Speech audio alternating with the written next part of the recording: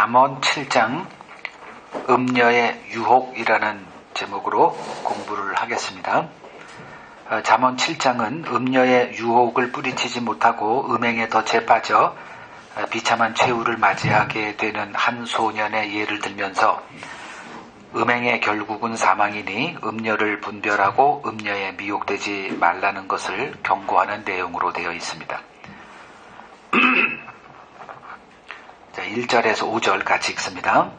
내 아들아, 내 말을 지키며 내 계명을 간직하라. 내 계명을 지켜 살며 내 법을 내 눈동자처럼 지키라. 이것을 내 손가락에 매며 이것을 내 마음판에 새기라. 지혜에게 너는 내 누이라 하며 명철에게 너는 내 친족이라 하라. 그리하면 이것이 너를 지켜서 음녀에게 말로 홀리는 이방 여인에게 빠지지 않게 하리라. 자, 음녀의 유혹에서 자신을 지킬 수 있는 길은 아비의 말을 듣고 이를 마음판에 새기는 길입니다. 문제는 현실 세계에서 이러한 아비의 훈계를 듣는 자녀들이 과연 있을까라는 것입니다. 아비의 훈계를 마음판에 새기는 자녀가 있다면 그에게 무슨 일이 벌어진 걸까요? 아비의 훈계에 담겨있는 내용은 지난번 몇 번 우리가 살펴보았듯이 하나님의 말씀입니다. 인간은 본능적으로 하나님의 말씀을 거부하는 자들입니다. 본능적으로 거부되는 그 하나님의 말씀을 자기 마음판에 새긴다는 것은 그 이전에 어떤 일이 있었다는 것을 말해주고 있습니다. 에스겔서 36장 24절에서 27절을 보시고 어떤 일이 벌어져야 하나님의 말씀을 듣고 그것을 마음판에 새기게 될까 한번 보겠습니다. 에스겔서 36장 24절에서 27절 24절을 한번 같이 읽죠. 내가 너희를 여러 나라 가운데에서 인도하여 내고 여러 민족 가운데에서 모아 데리고 고국 땅에 들어가서 자, 여러 나라 가운데서 인도하여 내고 여러 민족 가운데서 모아 데리고 고국 땅에 들어가겠다. 이 얘기는 이미 이들이 열방에 흩어져 노예로 살고 있다라는 것을 전제로 하는 내용입니다. 그때 하나님의 약속이 에스겔 선지자, 즉 에스겔이라는 선지자는 이미 바벨론의 포로로 잡혀간 자 중에 한 명이었어요. 그를 이제 선지자로 뽑아서 그들에게 하나님의 말씀을 전했던 사람이 이제 에스겔인데,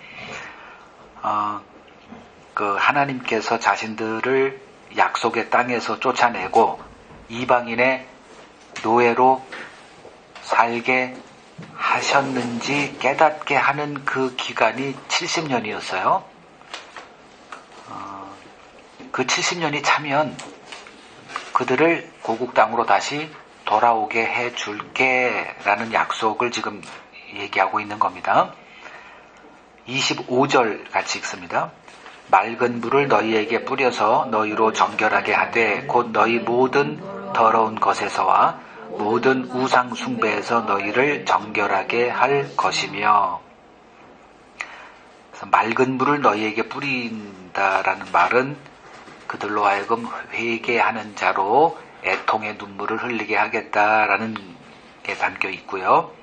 이 눈물로, 즉 회개하는 마음을 만들어 주겠다. 이게 정결해진 마음을 말합니다. 그러니까 이방인의 삶을 따랐던 삶, 그 우상 숭배에 빠졌던 그들을 이제 70년 그 고난의 기간, 낮춰진 그 기간 동안에 그들의 마음을 정결하게 해 주겠다는 거예요. 그러니까 이걸 생각 못하면 70년의 기간은 그들에게 헛된 고난의 시간에 불과한 거죠. 그거를 알려주는, 즉 하나님께서 왜 우리를 약속의 땅에서 쫓아내고 이방인의 노예가 되게 했는지를 알려주는 자가 선지자였습니다. 비록 삶은 고통이었고 그 남의 나라에서 노예로 산다는 것 우리들은 경험해 본 적이 없지만 얼마나 힘들었겠어요. 그 기간 동안에 자기들은 하나님의 자녀인데, 그리고 하나님이 어떤 분인지를 배워서 알고 있는데 왜 우리가 하나님의 보호를 받지 못하고 이렇게 비참한 삶을 살아야 되는가? 그것을 알려주는 자들이 바로 선지자였습니다.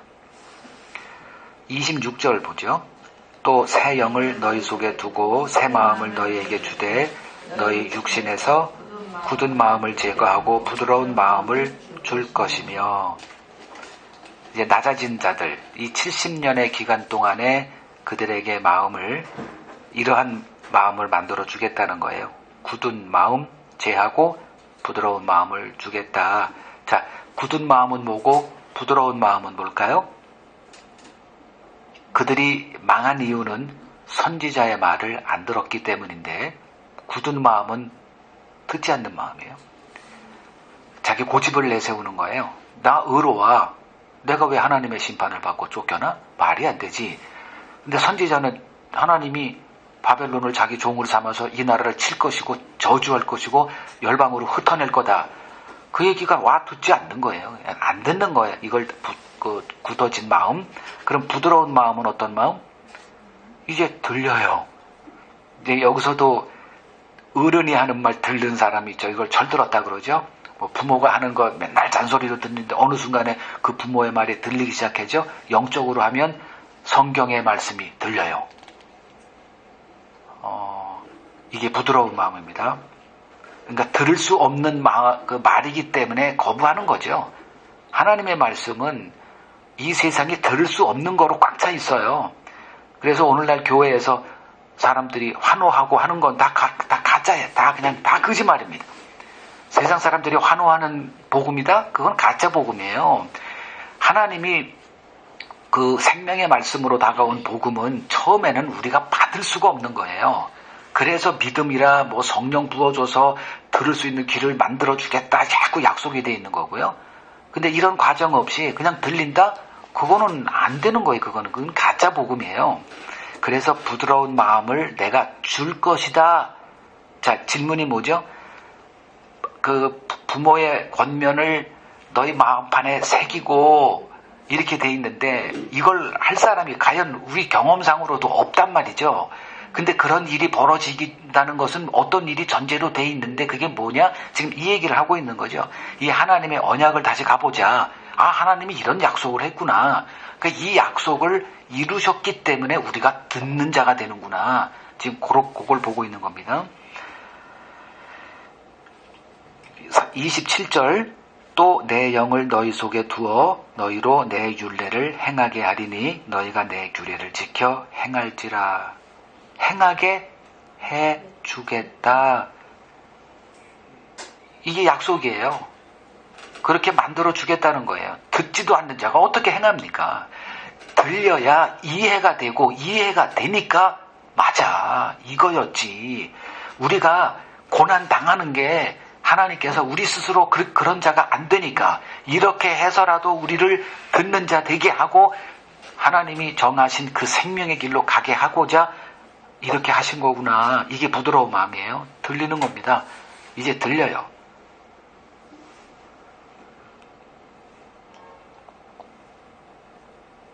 그러면 누가 아비의 권면을 받느냐? 아비가 뭐 이 세상 다 부모를 얘기하는 것 아니라는 건 뭐 수도 없이 얘기했으니까 하나님의 말씀을 받은 자, 복음의 눈이 열린 자, 이걸 아비. 그 권면을 누가 듣느냐? 하나님의 언약 안에서 하나님께서 찾아와서 굳은 마음을 제해버려요. 그리고 부드러운 마음으로 바꿔놔요. 어떻게? 낮춤으로.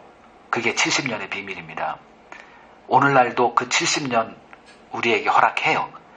이게 우리에게 고난으로 다가와서 견디기 힘들겠지만 뭐 누구나 다 겪는 것들이고 그 결과가 어떤 것인지 우리가 성경을 통해서 배우기 때문에 능히 그 길을 걸어갈 수 있는 거고요. 이제 6절에서 22절 봅니다. 읽죠.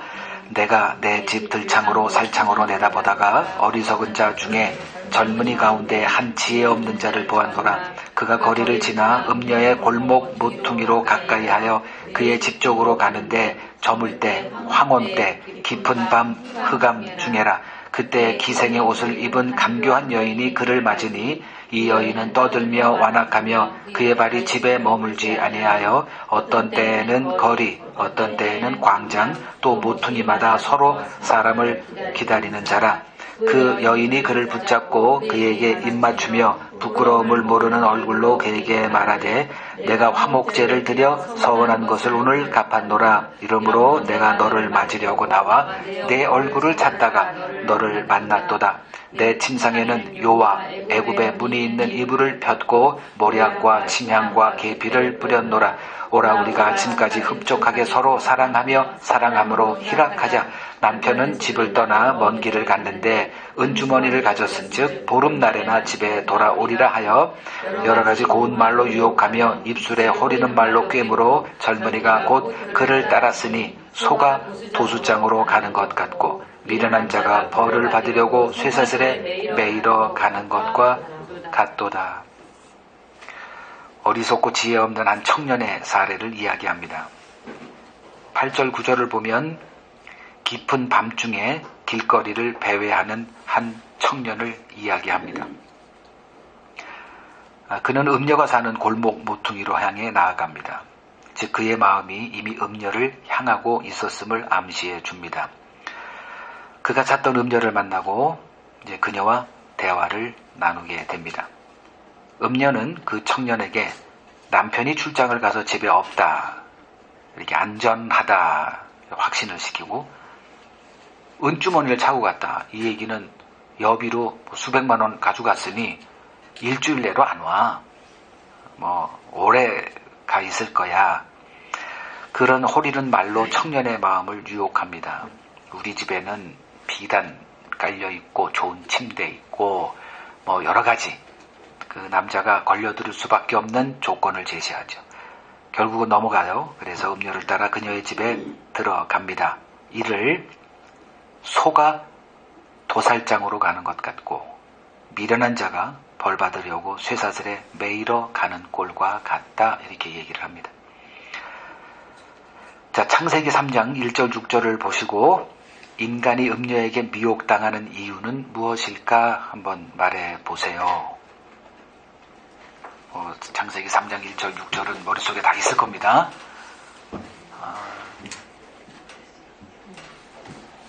음녀란 뱀을 얘기하고요. 그 뱀이 제시하는 것은 세상을 얘기합니다. 이 세상이 얼마나 좋은 곳인 줄 알아? 이 세상에 네가 상상도 할 수 없는 좋은 것들로 가득해. 이게 우리들 마음속에, 청년들 마음속에 있는 거예요. 이 세상에 호기심거리가 너무 많습니다. 가고 싶은 거, 해보고 싶은 거, 먹고 싶은 거, 경험해보고 싶은 것이 널려 있어요. 근데 지금 하와에게 이 뱀이 찾아와서 이제 미혹을 합니다. 근데 넘어가요. 왜 넘어갔을까? 이게 유혹의 하나의 패턴이죠. 똑같아요. 어떤 거든지 다. 광고에 이렇게 자동차를 팔든 어떤 물건을 팔든 뭔가 우리의 마음을 끌어서 필요도 없는데 사게 만드는 그 거리를 만들어내요. 못 가요. 지금 이 하와가 미혹 당할 수밖에 없었던 것 뭐죠? 일단은 좋은 곳에 이렇게 빠졌어요. 좋은 곳에 이렇게 걸려든 거죠. 네가 이렇게 될 거야. 그 말씀 밖에서 얘기는 이렇게 좋아. 그런 거였어요. 상상도 못했는데요. 해서 이제 걸려들어요. 근데 그거보다 더 본질적인 문제는 무엇이었을까 지금 묻고 있는 거예요. 사람들이 이렇게 미혹에 넘어가요. 내가 갈 길이 이렇게 있는데 하나님이 이 길 가라고 했는데 저 길로 가는 이유는 뭐죠? 이 길을 가는 이유를 잊어버리니까 그래요. 그 부르심에서 벗어나면 딴 길 가게 돼 있다는 거예요. 그래서 하나님 말씀을 통해서 하나님이 우리를 창조하신 목적이 무엇이고 우리가 가야 될 길이 무엇인지 이걸 사명이다 그러죠. 그 사명자의 길, 부르심의 길, 그게 무엇인지를 보고 또 보고 또 보고 이걸 잊어버리는 순간 누구나 글로 갑니다. 누구나 다른 길을 가요. 하나님의 뜻을 알지 못해요. 하나님은 알려줬거든요. 내 형상대로 우리의 모양대로 너희를 만들었어. 그러면 그 자리에 서 있어야죠. 근데 자기를 드러내기 시작합니다. 그냥 하나님의 부르심 망각할 때 반드시 다른 길로 가게 돼 있어요. 그래서 우리가 해야 될 일은 뭐냐? 내가 가야 될 길이 무엇인가를 성경에서 확실하게 배우는 겁니다. 내 정체성이라고 그러죠.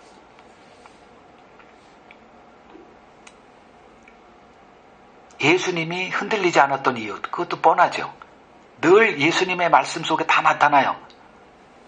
하나님께서 나를 보내신 것, 내 양식은 하나님께서 나더러 하라고 한 그 일을 온전하게 이루는 것, 언제나 그 자리에 머물러 있었거든요.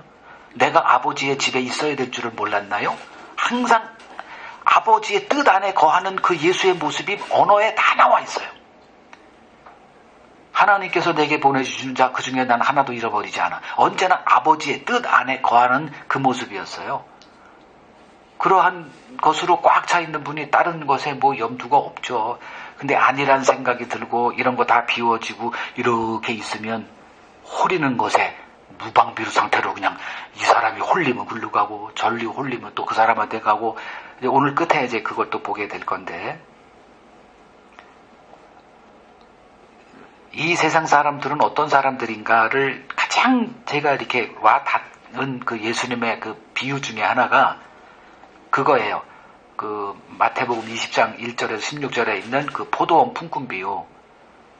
주님이 이제 포도원 주인으로 나오죠. 그 인력시장 가니까 사람들이 있어요. 그 사람들은 누가 불러주지 않으면 죽는 사람들이에요. 즉 하나님이 구원을 시켜주지 않으면 이 세상 그냥 하다가 죽는 사람들이에요. 거기 가서 이렇게 데려와요. 포도원, 거기는 주님의 부르심의 세계죠. 글로 와요. 일을 해래요. 그러니까 하나님의 일이죠. 하나님을 알아가고 하나님의 경륜을 알아가고. 근데 또 나가보니까 또 있어요. 그리고 이제 세 번째인가 이렇게 갔을 때, 야, 너희들은 아직도 여기서 빈둥빈둥 놀고 있니? 이거. 이 빈둥빈둥 놀고 있는 게 뭐예요? 하나님의 부르심 밖에서 이 세상이 전부인 줄 알고 사는 사람들. 빈둥빈둥 놀고 있는 거예요. 하나님 보시기엔.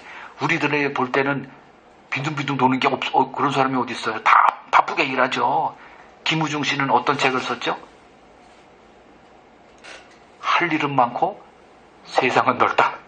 할 일이 너무 많은 거예요. 그러니 2시간 자고 그 힘을, 괴력을 발휘해서 일을 이루고 이런 사람을 빈둥빈둥 논다고 누가 얘기를 해요. 근데 하나님 보시기에는 빈둥빈둥 노는 자지요. 하나님의 시각은 이 세상은 이미 멸망당한 거예요. 거기서 뭘 출세를 하던 떵떵거리는 삶을 살던 빈둥빈둥 게을러 터진 자들이죠. 이런 얘기를 하면 세상에서 이해가 되지 않는 얘기죠. 세상과 소통이 단절된 거예요. 이미 우리가 하나님의 계시의 영역에 들어와 있을 때는. 어찌하여 종일토록 놀고 있느냐. 여기서 건진받은 게 부름받은 자들이고, 부름받았으면 이제 그 자리에서 서 있는 거예요. 근데 그 자리에 서 있지 않으면 또다시 빈둥빈둥 그 서성거리는 곳으로 이렇게 배회하고 돌아다닌다니까요. 우리에게 주어진 유익이 있어요. 고난 감당해야죠.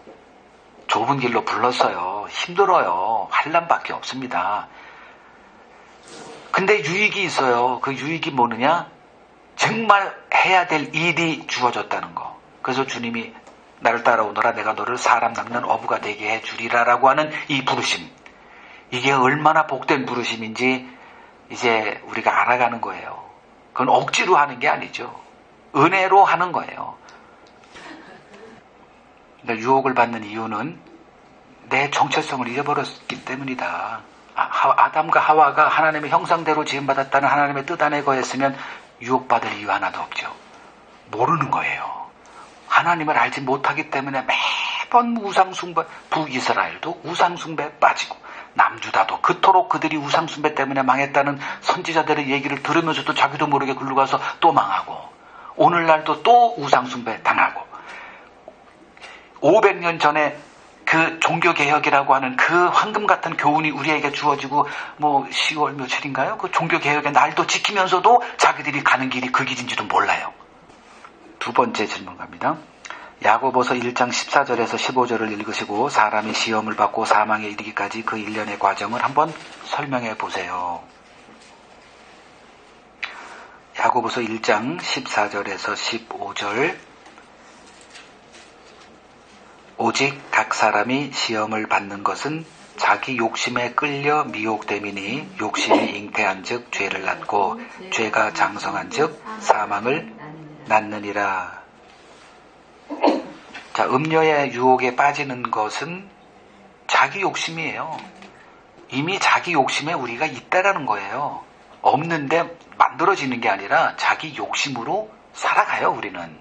이걸 죄의 종이다, 이렇게 얘기를 하죠.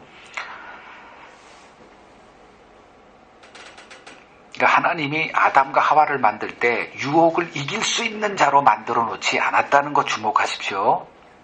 이제 거기서부터가 이제 막 헷갈려요. 아유, 나 같으면 그렇게 안 만들지.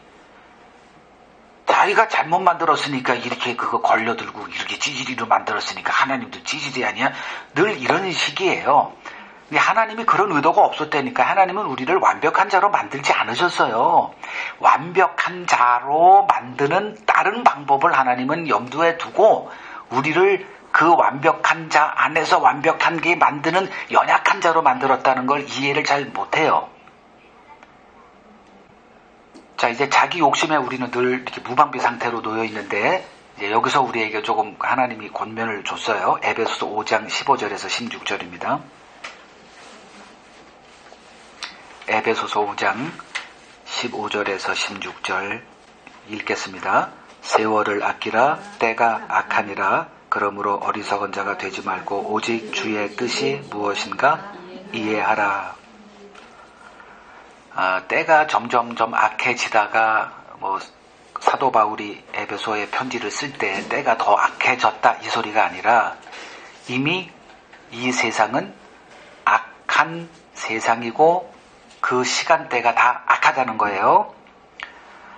그래서 세월을 주어진 7, 80년의 이 세월을 아끼라.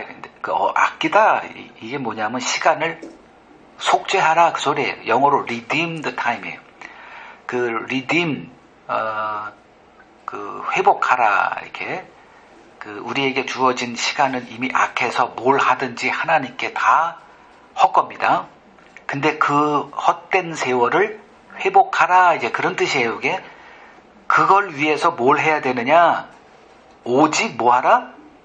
주의 뜻이 무엇인가 이해하라. 주의 뜻, 아까도 얘기했지만 주의 뜻에서 벗어나니까 이 모든 그 유혹거리에 다 무방비 상태로 어느 때는 또 이게 유혹 오면 또 글로 가고 여기서 누가 또 오면 또 절로 가고 이렇게 헛된 인생을 살아가는데 주의 뜻을 이해하면 내가 서 있어야 되고 내가 가야 되고 내가 해야 될 생각이 정해지게 이렇게 돼 있어요. 그래서 주의 뜻이 무엇인지 이해하는 일, 그래서 우리가 모여서 하나님의 말씀을 배우는 겁니다. 그래서 여러분들에게 전에도 권면드렸지만 개인적으로 1대1로 하나님 말씀 앞에 서는 시간은 필수입니다. 그러니까 학습되는 게 있고 그리고 내가 내 거로 만드는 작업이 필요해요. 그래서 1대1로 은밀하게 아무도 방해받지 않는 곳에서 하나님의 말씀 앞에 서는 이 작업은 반드시 있어야 됩니다. 어떻게 하든 간에 만드세요. 하루에 한 번 반드시 만들어 놓으셔야 됩니다. 같이 할 수도 있겠죠. 시간이 허용이 안 되거나 공간이 없다면은. 그러나 개인적으로 하나님의 말씀 앞에 서서 그 말씀에서 하나님의 뜻이 무엇인지를 이해하는 이 작업하는 거는 우리의 먹는 것보다 더 중요한 일이다. 마지막 23절에서 27절 읽습니다. 필경은 화살이 그 간을 뚫게 되리라. 새가 빨리 그물로 들어가되 그의 생명을 잃어버릴 줄을 알지 못함과 같으니라. 이제 아들들아 내 말을 듣고 내 입의 말에 주의하라. 내 마음이 음녀의 길로 치우치지 말며 그 길에 미혹되지 말지어다. 대저 그가 많은 사람을 상하게 엎드러지게 하였나니 그에게 죽은 자가 허다하니 그의 집은 수월의 길이라 사망의 방으로 내려가느니라. 자, 음녀의 덫에 걸려 음행에 빠진 청년의 결국에 대해서 언급합니다. 화살이 그의 간을 뚫게 된다고 합니다. 음녀의 집에 들어간 청년을 자신의 생명을 잃어버린 줄 알지 못하고 그물로 들어가는 새로 비유합니다.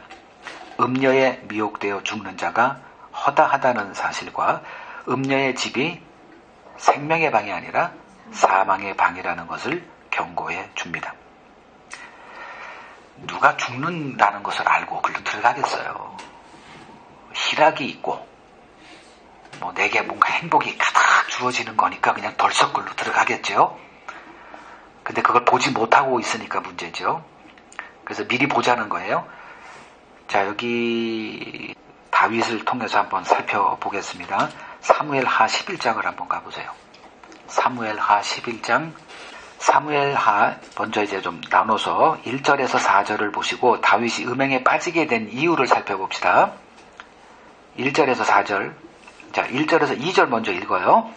그 해가 돌아와 왕들이 출전할 때가 되매 다윗이 요압과 그에게 있는 그의 부하들과 온 이스라엘 군대를 보내니 그들이 암몬 자손을 멸하고 라빠를 에워쌌고 다윗은 예루살렘에 그대로 있더라. 저녁 때에 다윗이 그의 침상에서 일어나 왕궁 옥상에서 거닐다가 그곳에서 보니 한 여인이 목욕을 하는데 심히 아름다워 보이는지라. 다윗의 문제가 뭔가요? 지금 다윗의 마음이 어떤 상태일까요? 다윗은 일개 평민이 아니라 왕입니다. 왕은 뭐 하는 사람이냐 하면 전쟁하는 자예요. 근데 전쟁에 참여하지 않기로 했다는 것은 이미 다윗의 마음이 어떤 상태다? 안일해졌다는 거예요. 이걸 다른 말로 표현하면 긴장을 풀었다는 겁니다. 그래서 그 성경을 보면 신자들에게 깨어 조심하라 이런 경고 있죠. 우는 사자가 사탄이 우는 사자같이 삼킬자를 두루도리며 이렇게 찾아보나니 근데 긴장 풀지 말라 이 소리예요. 근데 신자가 긴장을 풀고 살아요. 그러면 이제 이런 일이 벌어지는 거예요. 다윗이 어느 순간에 긴장을 풀어요. 왜? 이제 어느 정도 나도 할 만큼 했어라는 마음이에요. 어느 정도 이렇게 살다 보면 그런 마음이 들 때가 있어요. 나도 이제 다 했지 이제 니들이 해. 이걸 하나님이 용납을 안 하세요. 근데 우리는 어느 정도 이렇게 내가 정해놔요. 그래서 마음의 긴장을 이렇게 내려놓습니다.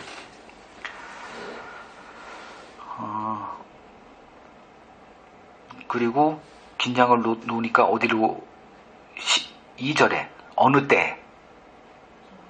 저녁 때. 아까 우리가 읽었던 거 있죠? 이 청년이 어느 때? 밤에, 은밀한데, 어두운데, 아무도 보지 않을 때, 저녁 때예요. 그리고 어디로 올라가요? 왕궁 옥상을 거닐다가 아주 나태한 모습이죠. 그냥 우리가 지금 다윗은 무장을 하고 전쟁터 앞장에서 군대를 지휘하고 이런 모습이 나와야 돼. 이게 그가 서 있어야 될 자리예요. 그래서 왕을 삼은 거예요. 근데 왕궁 옥상에서 거닐어요 이렇게. 그리고 뭘 봐요. 거기에 덜려들죠. 즉 마음이 긴장이 풀어지니까 이미 그런 거리들이 등장하는 거예요. 이미 사탄의 덫에 걸려들었기 때문에 보이더라 이게. 들어오는 겁니다 거기에. 그 다음에 3절 4절 읽습니다. 다윗이 사람을 보내 그 여인을 알아보게 하였더니 그가 아뢰되 그는 엘리암의 딸이요 햇사람 우리아의 아내 밧세바가 아니니까 하니 다윗이 전령을 보내 그 여자를 자기에게로 데려오게 하고 그 여자가 그 부정함을 깨끗하게 하였으므로 더불어 동침함에 그 여자가 자기 집으로 돌아가니라.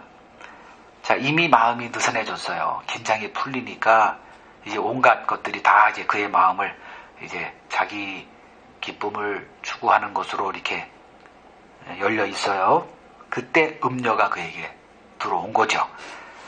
근데 그 음녀를 보니 그게 사망의 방이 아니라 쾌락의 방으로 보인 거예요. 뭐로 보이느냐에 따라서 내치고 받아들이고 하죠. 근데 이게 쾌락의 방, 나를 너무나 행복하게 할 것으로 간주가 돼버렸네요. 예전에 같으면 다윗이 거절했겠죠. 그런 다윗이었어요. 우리가 아는 다윗은. 근데 한번 긴장을 놓으니까 이걸 이거 잡아야 돼요. 그래서 확인하고 누구냐? 자기 부하의 아내요. 그것도 남편이 있어요. 그럼에도 불구하고 일사천리로 그냥 그 일을 추진해 버립니다. 그의 머릿속에는 그 여자만 보여요. 그냥 계속 잠을 자도 그 여자, 해도 그 여자, 이렇게. 우리가 여자 빼고 다른 거 보세요. 그런 거, 그것만 보여요. 그럼 결국 글로 가죠.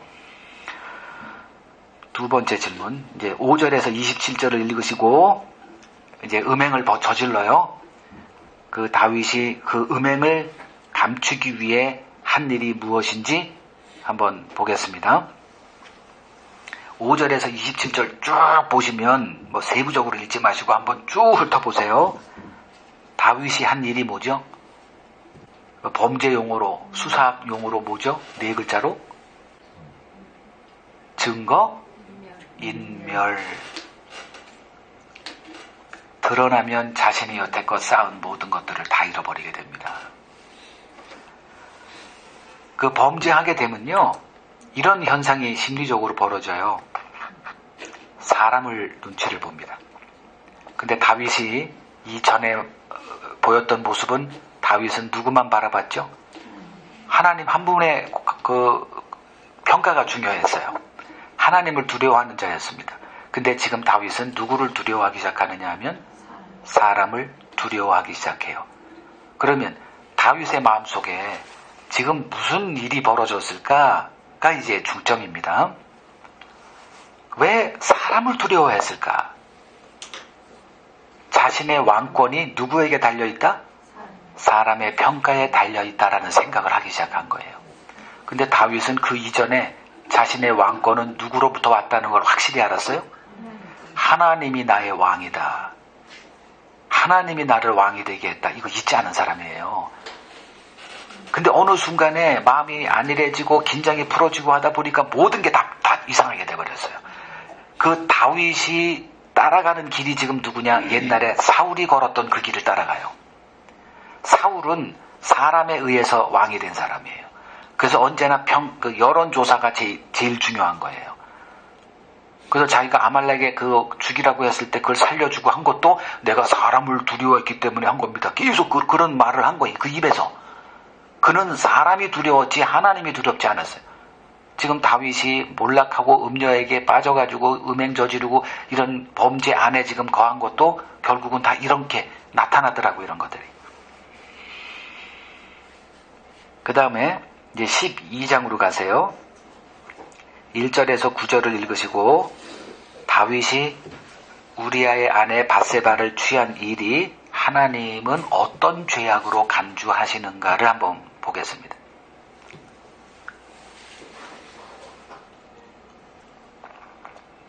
다 보셨을 거예요. 이제 나단 선지자를 보내서 한 비유를 얘기하고 다윗으로 하여금 자기 입으로 무슨 죄가 드러나게 하죠.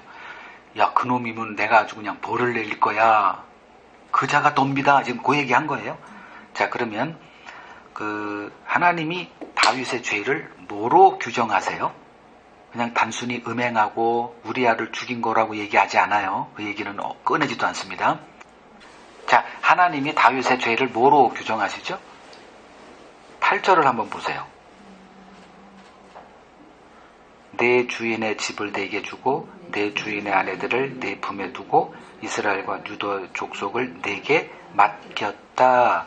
근데 만일 그게 부족했더라면 내가 내게 이것저것 더 주었을 텐데, 뭐가 부족해서 그 가난한 부하 직원의 아내를 빼서 네 탐욕을 채우냐? 뭐죠? 탐욕을 얘기하는 거예요. 이게 인간의 본질적인 죄라는 거예요. 근데 그 탐욕을 부린 것이 뭐냐면, 아까도 얘기했지만 다윗은 지금 하나님이 왕이라는 생각을 잊고 자기가 왕이라는 생각을 했기 때문에 그 탐욕이 들 때 그거를 힘으로 얻은 거예요. 문제는 내가 하나님의 하나님으로부터 왕직을 잠시 맡았다라는 이 생각을 잃어버렸어. 이게 다윗의 문제예요. 지금 내게 주어진 이 신분이 하나님이 잠시 내게 주어진, 내게 있는 이 돈이, 재물이 하나님이 잠시 내게 맡겼다는 것 잃어버리고 살아요. 내가 내 인생의 주인이에요, 지금. 하나님이 나의 왕이다라고 주장한 사람은 다윗이 유일한 사람이었어요. 이렇게 살았었는데 지금 그는 그 생각이 없어요. 좀 추적해보니까. 그냥 자기가 왕이에요. 그러면 이 얘기는 하나님이 없는 거예요. 이 재물이 내 거다 주장하는 게 무슨 얘기다? 하나님을 인정하지 않는 거예요. 내가 갖고 있는 소유를 가졌다? 이게 우리한테는 굉장히 큰 시험거리가 오는 거예요. 지금 내게 주어진 것 여러분들이 다 해서 얻은 거예요. 다윗도 정말 전쟁 자기가 한 거예요. 근데 하나님이 그걸 인정을 안 하세요. 이제 사무엘하 12장 10절에서 14절을 보시고 다윗의 그 범죄의 결국은 무엇이었는지 한번 보겠습니다. 다윗의 범죄의 결국은 한 단어로 쓰면 죽음이죠. 이제 죽음이라는 모티브가 등장을 해요. 근데 문제는 다윗이 죽지 않고 다른 자가 죽더라는 겁니다. 지금 하나님께서 다윗에게 은혜를 계속 부어주면 돼요. 그 은혜 안에 거하게 하면 됩니다. 그리고 전쟁에 계속 나가서 거기서 전사하거나 뭐 그렇게 죽게 하면 돼요. 근데 다윗의 마음을 한번 털어놓습니다. 그래서 하나님의 은혜 밖에 왕궁 옥상을 거닐게 해요. 긴장을 풀게 해줍니다. 그리고 유혹에 빠져서 그 유혹의 결과로 아들을 낳고 또 그 아들을 감추기 위해서 우리아를 들어와서 우리아의 씨앗으로 만들려고 작업을 하다가 그게 안 돼서 우리아를 전쟁에 보내서 죽여버립니다. 그리고 그 여인을 자기 아내로 삼고 지금 이제 이런 일들을 하는 것을 이제 기다렸다가 때가 돼서 하나님이 너는 은밀하게 했지만 나는 백주에 너의 죄를 드러낼 것이다. 그래 놓고 이제 하나님의 심판이 임하자 다윗이 어떻게 행하느냐? 거기서 하나님이 다윗에게 은혜를 베풀어요. 어떻게 하느냐? 관리들이 다 보는 앞에서 나단 선지자가 한 얘기에 그냥 무너져서 내가 하나님께 죄를 범했습니다. 이게 하나님의 은혜예요. 웬만한 사람은 그 사람을 처단해 죽여버립니다. 지금 죄를 범할 때 나는 왕이다라고 하는 그 다윗은 나단 선지자를 죽였어야 되는데 한순간에 거기서 꼬꾸라져서 하나님께로 돌아와요. 그래서 거기서 벌어진 일이 하나님께서 당신의 죄를 사했다는 게 선포가 돼요. 지금 자신의 모든 것들을 다 잃어버리는 그 순간에 하나님의 사함을 받아요. 그리고 한 가지 더. 이 일로 말미암아 여호와의 원수가 크게 비방할 거리를 얻게 하였으니 당신이 낳은 그 아기가 대신 너 대신 죽을 거야. 이렇게 선포돼요. 자, 하나님이 다윗을 불러서 우리에게 수많은 교훈들을 주죠. 골리앗을 뭐 한대거나 사울이 자기를 죽이려고 할 때 2번이나 그의 목숨을 살려주고 여호와의 기름 부은 자를 손대는 것은 하나님께 범죄하는 것이다. 이렇게 오직 하나님만을 생각하면서 사울 왕이 죽었을 때 그걸 알려준 자도 죽여버리고 누가 봐도 그 의인의 삶을 이렇게 뭐 많은 교훈들을 남겨요. 그래서 사람들이 다윗을 보면서 그 교훈을 얻는데 하나님의 관심사는 1절 그런 거 없습니다. 신약에 다윗을 언급한 그 유대인들이 가장 사랑하는 사람이 다윗인데 다윗의 기록만큼 많은 기록을 남긴 사람이 없어요. 근데 신약에서 다윗을 언급하는 거는 딱 하나. 로마서 4장 한 구절. 다윗이 말한 바 죄를 범한 자가 하나님의 은혜로 사함받은 그 은혜에 대해서 얘기하는 그 하나. 그게 바로 요 구절이에요. 이것 때문에 하나님이 다윗을 은혜를 주고 왕 삼고 그렇게 의로운 경건의 삶을 살게 한 다음에 결국은 너도 죄인이야 해서 한 방에 무너뜨린 다음에 생명을 얻는 그 길이 무엇이냐를 보여주기 위해서 다윗을 등장시켰다는 거죠. 다윗은 지금까지 하나님의 긍휼을 구한 적은 없어요. 근데 이 자리에서 그가 하나님의 긍휼을 구하는 자가 됩니다. 하나님의 긍휼 없이는 살 수 없는 자였다는 것을 비로소 깨닫고 이제 하나님이 어떤 분인가를 알아가요. 이게 다윗이 우리에게 주는 하나의 교훈입니다. 대신 그의 아들이 죽어요. 죄 없는 자가 대신 죽더라. 그냥 사했으면 끝나야지 왜 또 누구를 죽입니까? 다 그리스도를 얘기하는 거죠. 결론을 내립니다. 신자는 하나님이 나의 삶을 주관하고 계시는 나의 왕이라는 사실을 한순간도 잊어서는 안 됩니다. 내가 처해 있는 지금의 상황이 하나님께서 허락해 주신 최상의 삶이라는 것을 인정하고 살아야만 합니다. 그럴 때 탐심의 덫, 음료의 유혹에서 이겨낼 수가 있을 겁니다. 내게 주신 사명의 자리에서 늘 긴장해야 합니다. 한순간도 이젠 됐어 없어요. 그런 건 우리에게 통하지 않습니다. 주님이 우리를 이 세상에서 부르 가실 때 그때 놓으면 돼요. 그리고 우리의 필요 하나님께서 채워주십니다. 그건 여러분들의 삶 속에서 경험하고 살리라 저는 생각을 합니다. 그거 걱정하지 마시고 내게 주어진 일에 힘쓰고 사는 저와 여러분 되시기를 소망합니다. 자, 오늘 마치겠습니다.